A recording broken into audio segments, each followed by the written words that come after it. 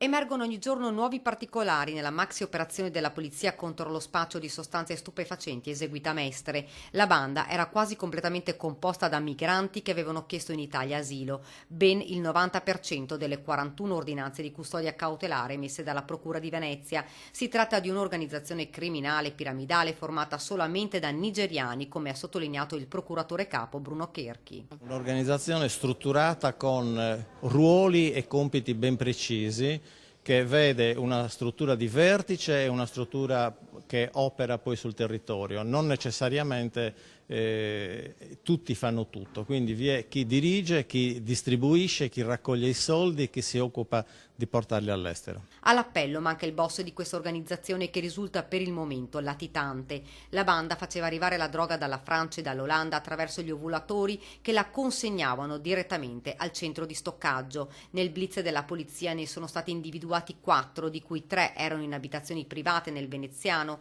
ed esattamente a Favaro Veneto, Dolo e Robegano. Il quarto invece era nel centro di accoglienza di Dosson di Casiera a Treviso, nell'ex caserma Serena. Qui lo stupefacente veniva lasciato per essere tagliato e confezionato, poi veniva portato a Mestre, fra via Trento e via San Michele, dove era stato messo in piedi il più grande centro di eroina del Veneto.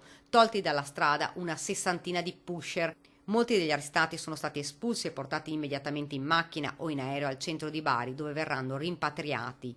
La droga che la banda portava in Italia era l'eroina gialla, un cocktail di eroina purissima immischiata con lo sciroppo della tosse, cocktail che poteva diventare letale. Gli arrestati sono accusati di reati gravi, avrebbero causato la morte di almeno 5 persone, ma gli investigatori stanno indagando anche su altri 11 tragedie.